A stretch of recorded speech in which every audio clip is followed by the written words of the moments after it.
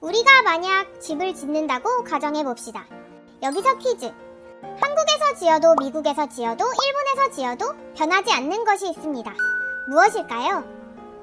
바로 전 세계적으로 통하는 건축의 언어, 도면입니다. 도면은 기계나 건축물이 설계에서부터 완공에 이르기까지 관련된 사람들이 사용하는 중요한 의사소통 수단 중 하나예요. 그렇기 때문에 도면에서는 건물이나 제품의 모든 특징을 모호하지 않고 정확하게 그려야 합니다. 건축에서 도면을 볼 수 있게 된다면 건축물을 더욱 이해하기 쉬워지고 공사 범위와 내용을 가늠할 수가 있답니다.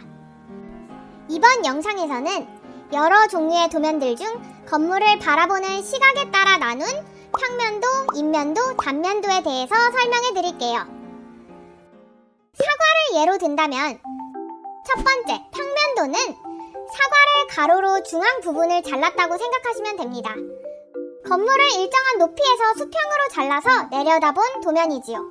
자르는 높이는 1.2m에서 1.5m 사이인데 그 이유는 벽의 두께나 계구부의 형태를 잘 나타낼 수 있기 때문입니다.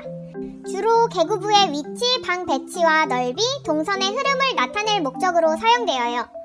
평면도는 우리가 공간을 볼 때 가장 먼저 보게 되는 도면이기도 하고 가구를 배치할 때도 활용하기도 해서 많이 익숙하실 거예요.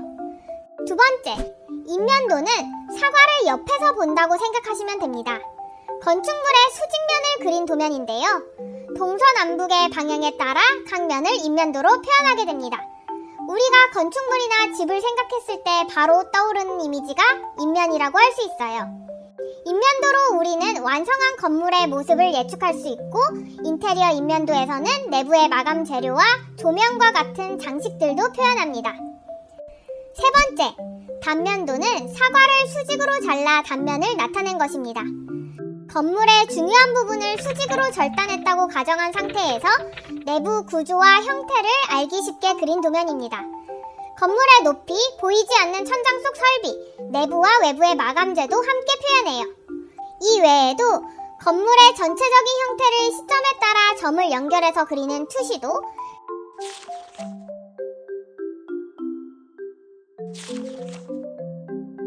새의 위치에서 본다고 가정해서 높은 곳에서 내려다본 것처럼 그리는 조감도도 있습니다. 3차원 세상을 2차원으로 표현하는 도면. 지금까지 대표적인 도면의 종류에 대해서 알아보았는데요. 건축물을 표현하고 설명하는 그림이자 언어로 도면은 모든 건축의 시작이라고 할 수 있겠죠? 이번 토막상식 영상 재미있으셨나요? 이 정보가 도움이 되셨다면 아키베어TV 구독과 좋아요를 꾹 눌러주세요. 그럼 다음 영상에서 만나요.